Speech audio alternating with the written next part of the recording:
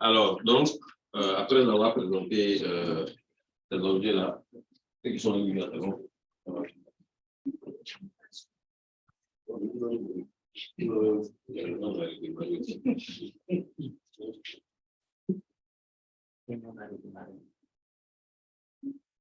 C'est bon, nos amis en ligne, ça va? Ça passe? Oui, professeur, ça va bien. Excuse, on a eu. Non, c'est toujours comme ça, c'est après de l'innovation. Même technique. Alors, donc après, on va repartir, on va voir maintenant l'historique, si vous voulez, en griffe, pas l'historique, mais comment l'historique, oui, de la détermination de la forme de la Terre, parce que c'est le travail de pouvoir. Alors, dans l'Antiquité, il va y avoir un certain Anasagore, c'est un peu avant,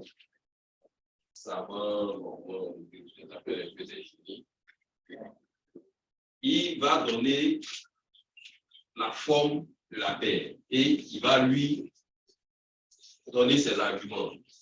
Donc, ils vont planter peut-être plusieurs noms, ça va. Et lui, il va faire ce schéma-là, cette théorie, il va considérer le Soleil comme petit, c'est bon, le Soleil étant tout petit et la Terre suffisamment grande. Il va voir que les rayons solaires, d'après lui, selon le schéma, si le Soleil est petit et qu'il est en haut, la Terre est grande, normalement, en fonction de la théorie du mouvement, avec la position, puisque normalement, l'ombre qui est créée par le temps, l'ombre est créée par le myome. Celui qui crée la source d'énergie est naturellement en arrière, derrière. C'est bon? La source du soleil est naturellement en arrière. Voilà. Comme ici, vous avez, voilà, vous avez le yaumon ici. Excusez-moi, je suis de derrière. Le yaumon, il est là, et puis derrière le yaumon, on a l'ombre. Donc, quand on a l'ombre, ça veut dire que le soleil se retrouve en arrière. Donc, lui, il va prendre ça comme ça, et il suppose que le premier des bois, le premier des yaumons, il n'y a pas d'ombre, et au fur et à mesure qu'on avance, l'ombre grandit. Alors, il va dire que si l'ombre grandit au fur et à mesure qu'on avance, ça veut dire que tous les yaumons sont sur une même position, une même horizontale. Ça va? Alors, si tous ces yaumons sont sur une même horizontale, lui, il conclut que la Terre est plate. Parce que si vous êtes tous sur une même horizontale, ça veut dire que la même horizontale, ça veut dire que c'est plate. C'est ça. Voilà. Donc, lui, il a cette théorie. Donc, ombre de longueur différente et pas donc du tout à l'aplomb du Soleil. Donc, c'est l'objet le plus long de longueur pour différentes longueurs indiquées. Donc, lui, il a cette théorie. Avec cette théorie, il dit que la Terre est plate. Donc, avant lui, c'est cette théorie que, juste après lui, bien entendu, cette théorie qui était. Alors, il y a Eratosthène qui va revenir. L'autre est 200. Combien de siècles avant Jésus-Christ? 2e siècle avant Jésus-Christ. Lui, il vient 240, 180 avant Jésus. Ça, c'est 240. 224, 284, c'est ça durée des voilà. Donc, lui, à ce moment, il va prendre les mêmes éléments, mais il va leur donner des tailles cette fois-ci différentes. Pour le premier, c'est le soleil qui est plus petit et la Terre est plus grande. Lui, il va dire le contraire. Lui, il a estimé que la Terre est plus grande, pardon, la Terre est plus petite et le soleil est plus grand. Donc, ouais, on commence à faire la portée du monde de la théorie de Bertrand Russell. Et lui, en faisant ça, il va voir que à l'aplomb, où on est à l'aplomb, il n'y a pas d'ombre, Et au fur et à mesure qu'on s'écarte, les ombres sont les mêmes de part et d'autre, de façon symétrique. C'est bon? Et il dit, pour avoir cette configuration-là, de part et d'autre, de façon symétrique, qui ont la même forme, ça veut dire qu'on se trouve sur un support qui n'est pas horizontal. En plus, le support, il est incliné.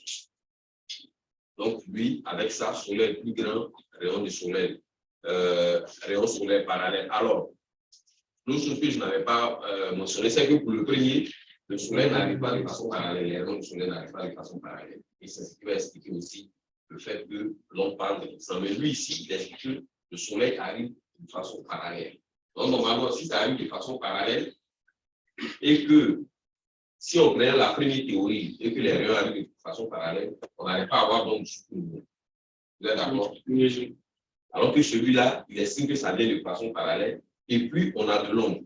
Donc, si on a de l'ombre, c'est que la surface n'est pas plate, elle est inclinée. Donc, lui, il va dire que non, la Terre n'est pas plate, mais elle est sphérique. Alors, donc, vous comprenez pourquoi moi je dis que, bon, c'est les savants, c'est le nom, mais bon, moi je me dis que c'est des fous.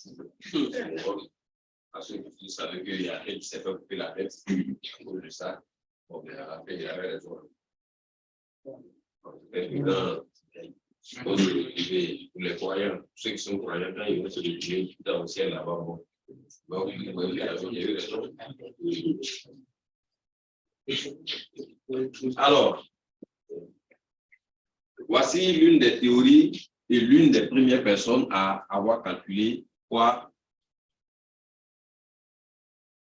la circonférence de la Terre. Et jusqu'à présent, c'est cette même circonférence pratiquement que nous avons. Et lui, il n'avait pas de satellite. Il n'avait rien. Mais seulement avec sa première théorie, qui est la théorie du Soleil, il va utiliser un puits et puis la trigonométrie. Ça va? Et c'est toujours le même Eratosthène qui va le premier donc donner une évaluation précise. Je vous dis, vous voyez l'époque. Mais il a donné une évaluation précise qui est pratiquement la même valeur que ce que nous avons avec tout ce que nous avons maintenant comme technologie, c'est pratiquement les mêmes valeurs que nous avons. Donc, il va utiliser l'obélisque à Alexandrie. Et ensuite, il y a un puits qui sera à une certaine distance. Ça va? Excusez-moi, c'est de derrière.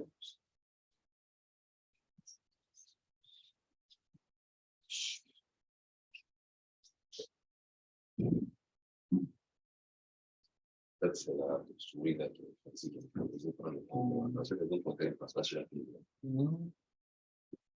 Ce pointeur-là qui s'est fixé. Alors, donc, vous voyez, ici, il y a le puits, ici, et à Alexandrie, on a l'obélisque.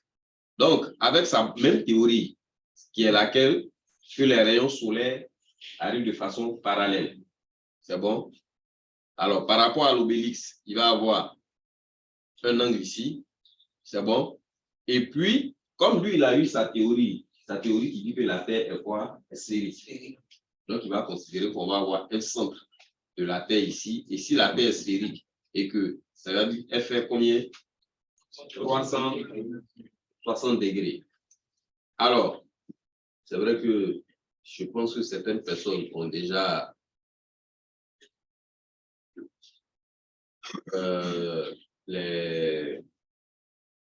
le coup. Mais ici, il va utiliser quelle propriété de la trigonométrie? On a 7 degrés ici. Vous voyez qu'il répète les mêmes 7 degrés ici.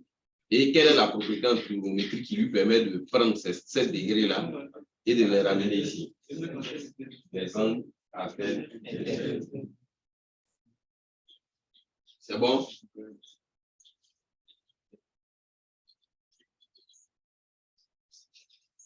Donc, il va regarder, il va voir que les, comment on appelle, les 360.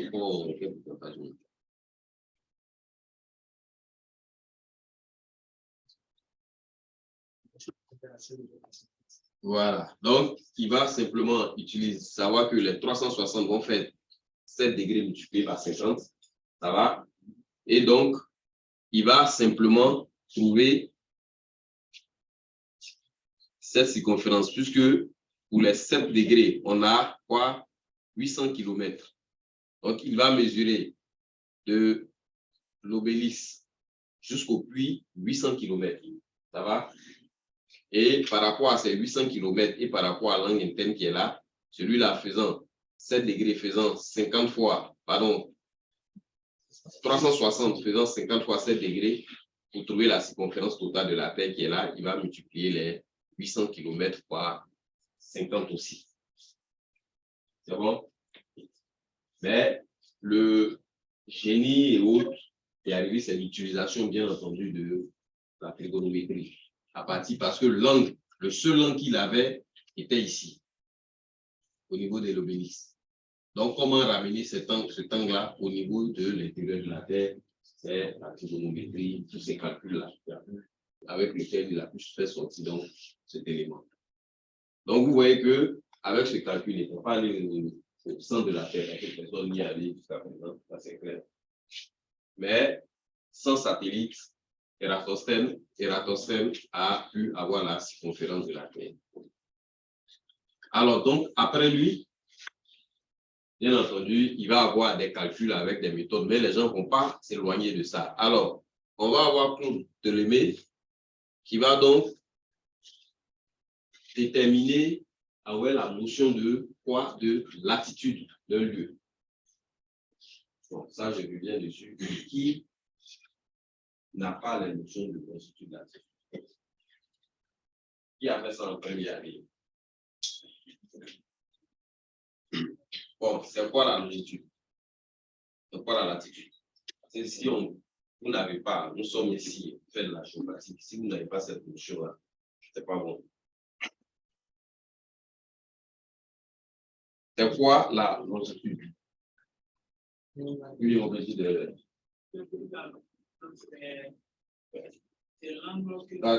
SRM là. Donc, pourquoi on va dire objectif pour donner quel objectif? C'est que pas juste. Je peux dire que c'est l'angle que fait le vérifier le flux avec un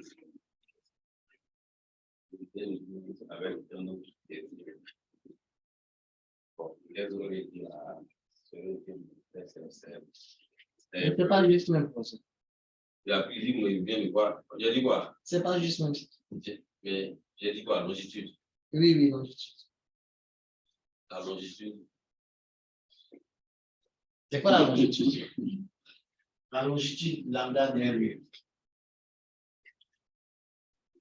Sérieusement, si vous n'avez pas rappelé, le truc le plus important, il n'y a rien que vous allez faire en tenir des lieu. Vous n'allez pas utiliser la position. Vous n'allez pas utiliser les coordonnées du point. Si vous n'avez pas de notion de coordonnées du point, c'est la base. Si vous ne savez pas comment trouver la longitude, c'est quoi la longitude, c'est quoi la latitude d'un point. Tout ça, c'est pas la même. La première image que vous allez prendre dans un logiciel, on va vous dire les mots référencés. On va vous donner les coordonnées. Allez prendre un point à telle coordonnée. Où est le travail que le docteur Adonis a commencé. Vous allez terminer ça sur le terrain. Et quand vous allez finir, longitude, latitude, la position, c'est quelque chose que vous pouvez pouvoir définir en tant que géomaticien, sans hésitation. Sans de ta câblage, je les laisse de ta main. Avant même d'apporter cette question, j'avais voulu revenir un peu en arrière. Non, c'est vrai que comme on est tombé sur l'historique, sinon on peut le faire et puis on va revenir en arrière. Oui, oui. On stoppe ici. Non, on va stopper ici. Et puis, je vais venir un peu en arrière. D'accord, vas-y. Voilà. Effectivement, nous sommes tous dans l'historique, hein, concernant la forme de la Terre. On a vu les savants comme Constantine qui ont abordé la notion de forme de la Terre. C'est bon? Mais il faut dire que il a dit, c'est le coup. Je suis en train de dire qu'on allait mettre ça un jour.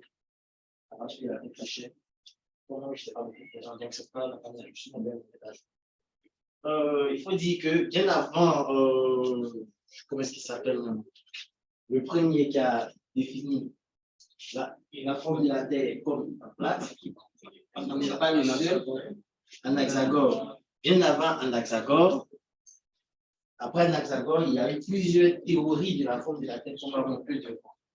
Dont notamment Thalès, qui a défini une forme de la Terre également, disant que la Terre de Thalès, elle est en forme de disque, mais qui flotte sur un océan.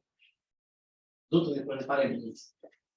Il a développé sa théorie, et après sa théorie, il a conclu que la Terre est un disque qui flotte sur un océan infini. C'est bon?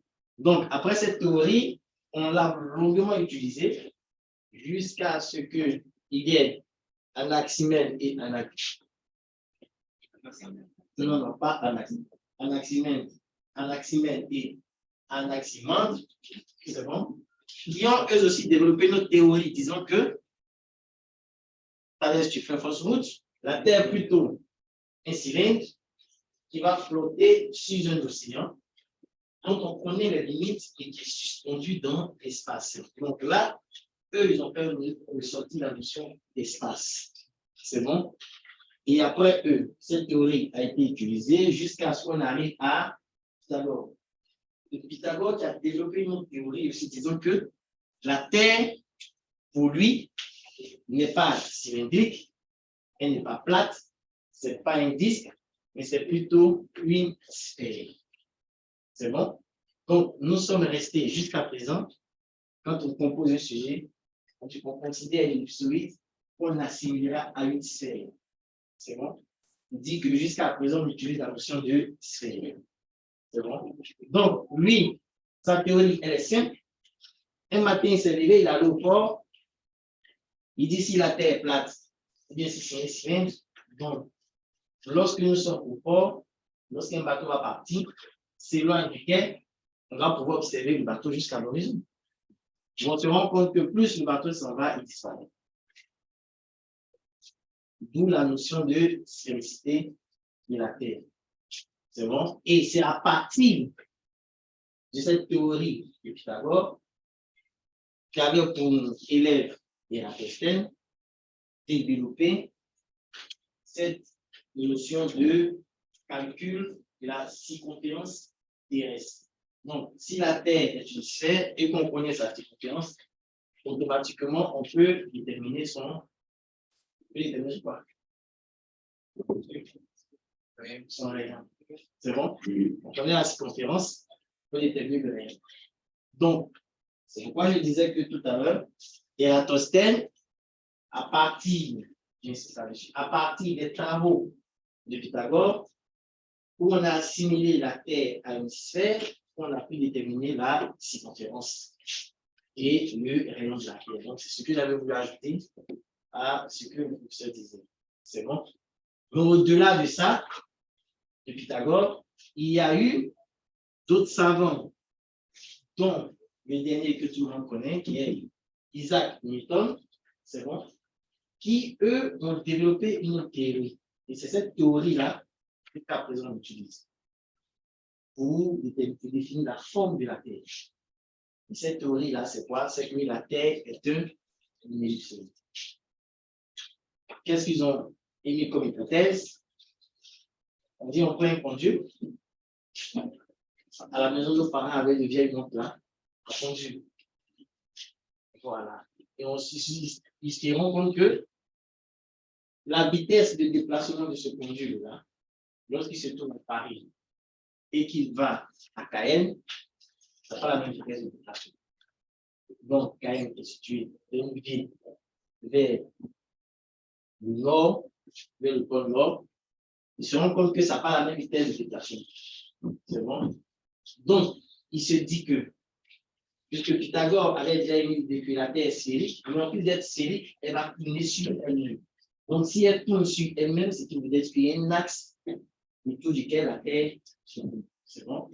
Qui est l'axe des pôles. Donc, à partir de l'axe des pôles et de la rotation, de cette rotation de la Terre-là, et de la vitesse de déplacement du pendule, lorsqu'on va vers le pôle nord et le pôle sud, ils ont compris automatiquement que, faisons attention, plus on se rapproche du pôle, vu que la rotation de la Terre a un effet, et puis la vitesse de déplacement du pendule est différente d'un point A et un point B, lorsqu'on se déplace en latitude, on quitte une latitude A pour aller sur une latitude B et sur une latitude C, on se rend compte qu'au fur et à mesure, la vitesse de déplacement change. C'est bon? Donc, faisons attention vers les pôles.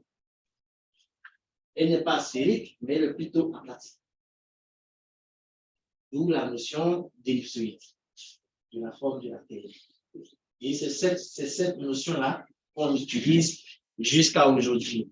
Mais ce que je voulais dire aussi, là nous sommes déjà 100, on dit vers 100 ans avant Jésus-Christ nous dit que les notions de coordonnées, ce que vous voulez, les notions de coordonnées, c'est bon, ont été abordées, ont été mises en application, ont été entendues pour la première fois par Eratosthène.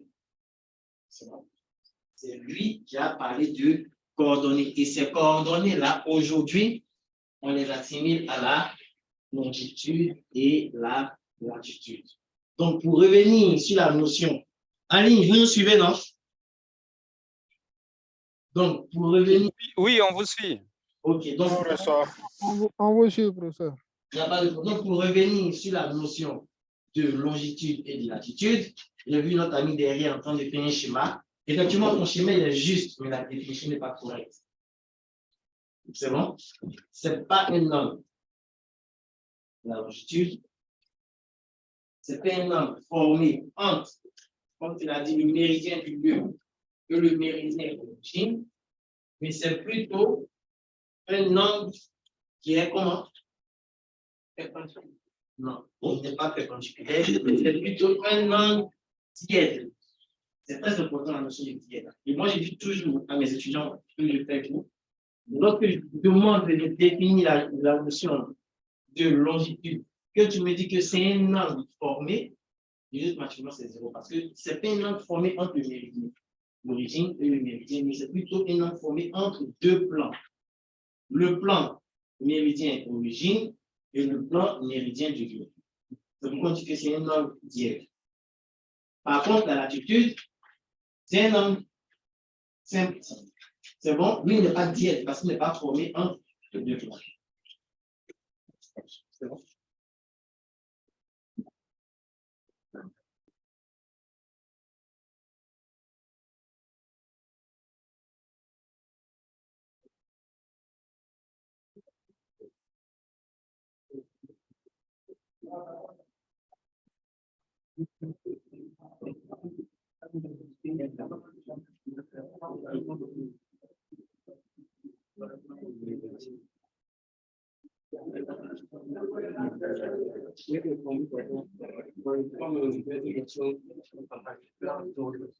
Ok, c'est bon, non? Dièdre, comme tu entends, D-I-E-D-L-E. C'est bon, dièdre. Tu dis deux plans. C'est formé entre deux plans. Et ça, c'est très important, comme on se l'a dit, il faut connaître cette notion-là. Et la longitude et la latitude, ce sont des coordonnées. Mais ce n'est pas n'importe quel type de coordonnées. C'est bon? On ne va pas revenir sur les notions de coordonnées, mais ce sont des coordonnées géographiques. C'est bon? Ou encore, si vous entendez géographique, si vous parlez de longitude, latitude, si vous entendez aussi coordonnées géodésiques, si vous parlez de longitude, latitude, si vous entendez coordonnées géocentriques, si vous parlez aussi de longitude, latitude. C'est bon? Ne pas confondre avec les coordonnées cartésiennes ou coordonnées rectangulaires. Quand vous allez parler de coordonnées rectangulaires ou cartésiennes, on le fait depuis terminal la liste. C'est bon? Non, pourquoi on va dire X, Y? Parce que c'est dimensionnel. Je ne parle pas de monnaie générale. C'est bon? Voilà. Parce qu'on a le coordonnées rectangulaire dimensionnel et le coordonnées rectangulaire tridimensionnel.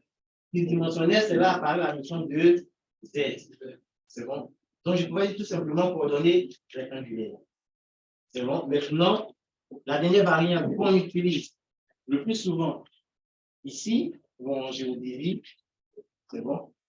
La dernière variante, c'est les coordonnées planes. Pour ceux qui ont déjà vu une carte, Sur la carte, vous voyez, on met E, on met N. Qui a déjà vu ça? C'est une carte. Une carte cartographique là. On met E et puis on met N. C'est bon? Voilà, ça sont les coordonnées plates. Vous dites E, listing, et puis N, vous dites bon. Donc, pour la latitude, comme le professeur tantôt nous dit, on a Claude Ptolémée qui a fait apparaître la notion de latitude et de solstice d'été. Donc, ça aussi, c'est un autre cours, comme on a dit. Si on va adapter ce cours-là par rapport à ce que, par rapport aussi, c'est bon? Quand c'est un cours de topo, qui sont destinés aux topographes, et je vais mettre, on aborde toutes ces notions en même temps. Solstice d'été, solstice d'hiver, période, comment est-ce que ça se calcule, ainsi de suite. C'est bon? Donc ici, ce n'est pas l'objet du cours, prenez-vous qu'on se parle. Donc, ici, vont apparaître la notion de solstice et de latitude. Et donc, on va proposer en même temps, à partir de la notion de latitude là, on va proposer une carte. On va proposer une carte. Donc, on pourra dire, voici la première carte du monde qui a été proposée. C'est bon? Donc, ça, c'est la première carte du monde qui a été proposée, où on voit bien. Ça, c'est quoi? C'est très bien.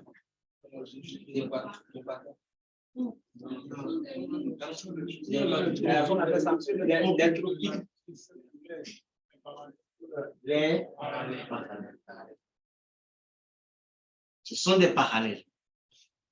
Ça, c'est un parallèle. Et ça, c'est quoi? Ce qu'on voit à l'intérieur, là, c'est c'est bon?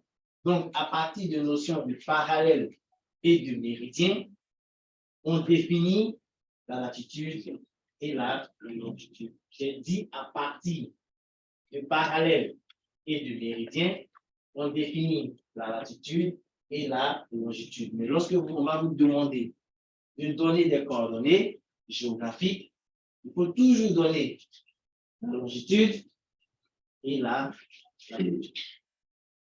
C'est bon? Parce que quand on vous demande de donner des coordonnées rectangulaires, vous ne donnez pas Y avant X. C'est bon? C'est pareil. Je ne vais pas donner Y pour donner X. On donne d'abord X, et puis on donne Y. Donc, il faut toujours d'abord donner la longitude et après donner la latitude. Donc, à partir de la longitude, pour déterminer la longitude, on fait allusion au méridien. C'est bon? C'est quoi un méridien? Oui. Un méridien, c'est une droite longitudinale. Monsieur, il y a une méridien. Pas une imaginaire, c'est plutôt des cercles imaginaires qui passent par les deux pôles. L'intersection de la surface de l'ellipsoïde contenant le plan des pôles. C'est bon, qui passe par les deux pôles.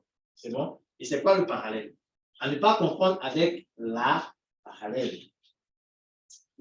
C'est bon? Ne pas confondre le parallèle et la parallèle. C'est quoi le parallèle? Oui. Ce sont des cercles parallèles à l'équateur. Ce sont des cercles parallèles à l'équateur. Mais l'équateur aussi, c'est un parallèle. Tu vois, l'équateur là, c'est un parallèle. Moi, il y a quand tu me mets ça là, moi, je parle en même temps. Mais finalement, je pose la question, puisque l'équateur même, c'est un parallèle. C'est bon? Et tu me dis que ce sont des cercles qui sont parallèles à l'équateur. Sachant que l'équateur, c'est un parallèle. Donc, tu n'as pas de la question. Oui. Oui. Allô? Les cercles qui sont parallèles au pôle. Allô? Oui, oui, en ligne. Allô? En ligne. Oui, bon. Professeur, le parallèle, c'est une ligne imaginaire, l'équateur plutôt est une ligne imaginaire qui partage la Terre en deux parties égales de façon horizontale. Ça, c'est l'équateur. Donc, l'équateur, grand cercle qui partage le globe terrestre en deux hémisphères. L'hémisphère nord Oui. et Hémisphère sud. ça, c'est ce qu'on nous a dit depuis la classe de CM2. On dit ce. Non, mais ça dépend de l'évolution de chacun. Et si on voit ça, voilà, c'est bon. Donc, vous dites que le parallèle, ce sont des quoi? Ce sont des cercles. Comme si on veut rejoindre notre ami, ce sont des cercles imaginaires qui vont faire quoi? Qui vont couper tous les points qui seront situés sur quoi? Sur une même quoi? On a dit ça, on appelle ça comment? Sur une même latitude. C'est bon? Ou encore, si on veut joindre le mot pôle nord et pôle sud, on va dire quoi? Ce sont des cercles, c'est bon? Qui sont perpendiculaires à l'axe des pôles. C'est bon? Ceux qui sont perpendiculaires à l'axe des pôles. OK.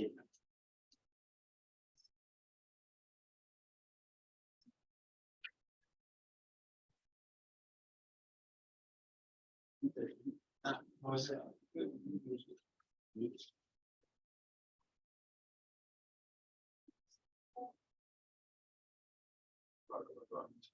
vais faire passer. Si on ne voit pas le t-shirt, quand il fait passer, ça devient noir, ça revient ici.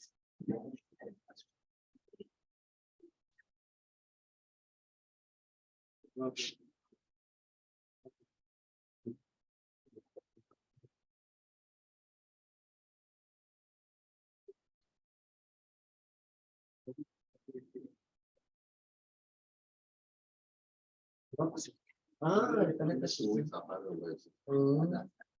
Alors, donc, après cette mise au point là, mais elle ne nous en fait pas tout au long du cursus. Je sais que quand même la majeure partie, on a une partie des géographes, on a des géologues, des personnes qui viennent vers, on suppose que dans votre background, on voit dans le thème du programme. J'ai insisté, je suis revenu parce que je l'ai dit, la première, vous allez télécharger, vous allez mettre les télécharger.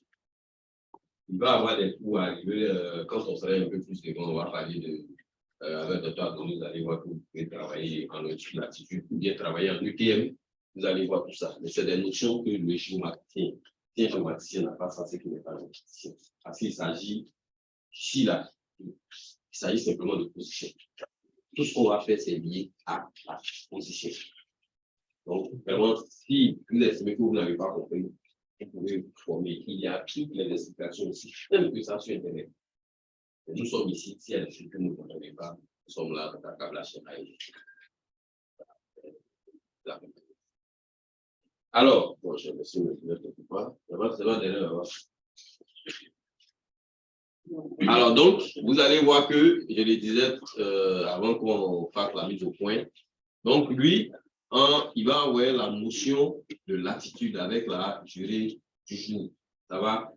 Et puis, on va parler de ces éléments-là, solstice d'été, où il y a le jour le plus long, ou bien quoi là, tous ces éléments-là, vous allez pouvoir les avoir. Oui. Donc, vous allez voir que c'est des choses, quand on le regarde, solstice d'été passe de 12 à 24 heures au fur et à mesure qu'on s'éloigne de l'équateur vers le cercle polaire. Alors, vous allez voir, sans entrer dans le détail, qu'il y a des lieux sur cette terre-là. Donc,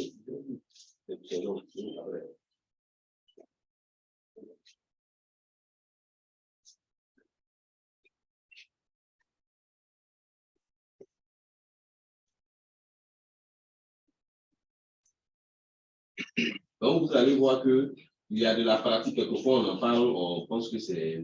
Mais ça existe. Il va y avoir des coins où il fait jour 24 heures, des coins où il fait nuit 24 heures. Des coins où, bon, nous autres, là, avec nos petites balades, quelquefois, vous allez trouver en train de ne pas pouvoir dormir. Il y a des endroits où je suis arrivé, même dans l'hôtel, quelquefois, j'étais obligé de tirer tous les rideaux pour pouvoir dormir parce qu'il est 22 heures, il fait jour. Alors, ici, qui peut nous dire pourquoi est-ce que, c'est un peu rapidement, on n'a pas tous ces effets-là ici. Au niveau de l'équateur. Et ça agit moins. Là, la durée de la journée ou bien de la nuit, il y a des variations, mais c'est moins, on ne sent pas. Mais effectivement, il y a des périodes où vous constatez que à partir de 18h30, 17h, il commence à faire un peu sombre. Et puis, quelquefois, là, à partir de 19h, même moi-même, c'est vrai que c'est la même chose, mais pas plus tard qu'avant que la dernière fois. Quand même, à 19h même, il faisait un peu bien jour. Alors que concrètement, il y a des périodes où 17h, 17h30, et nous, ici, ça va. Il y a des périodes, des endroits où c'est la police qui passe à minuit chasser tous les enfants. Parce qu'il fait jour. Oui, ils sont tous dans la rue. Donc, ce sont ces éléments-là. Et vous allez voir que ce sont au niveau des latitudes extrêmes. On a où ça agit. Alors, donc, vous allez voir que c'est ceux-là qui vont commencer à proposer cette carte moderne du monde. C'est vrai que ce sont des vieilles cartes, mais quand vous regardez, elle a tout ce qu'il faut que nous avons, sauf que peut-être que c'est plus précis, c'est mieux ajusté. Donc, ils vont commencer à proposer il va commencer à proposer cette carte moderne-là. Alors, les Occidentaux, et puis aussi, il y a les Grecs aussi, tout le monde va s'y mettre, qui vont évaluer aussi la dimension de la Terre. Ensuite, on a nos parents, les Arabes aussi. Bon, les seuls qui n'ont pas fait, c'est nous. Voilà, nous, même si on a la technologie et que la nuit, on a l'avion la nuit, on se lève, nous, la nuit, on est à veiller, on va faire ce qu'on veut, le matin, on revient. En fait, nous, on ne pas si on utilisait cette technologie-là, qui allait mourir dans la mer? Tout le monde, donc ici, il paye sa maison ici, comme on le dit là, dans la journée, ben, tout le travail la nuit, nous sommes disparaît. On n'a pas besoin de visa, rien. Les gens qui ont cette technologie ici, là, on les paye. Mais on a ça là, bon, c'est 2, 3 personnes qui on ne sait pas comment. Il y a certains qui arrivent, qui ratent l'atterrissage, on dit, bah, on a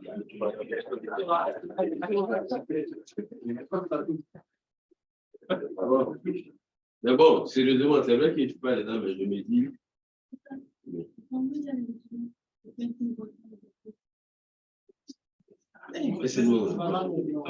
Ça va maintenant?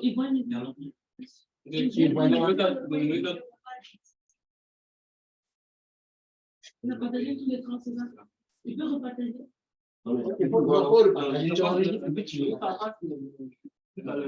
C'est bloqué.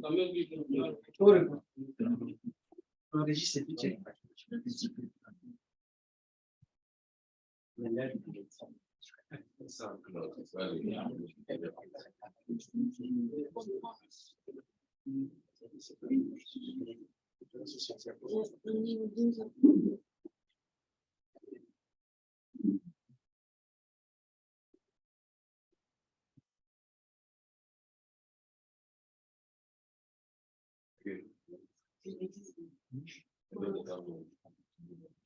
Voilà,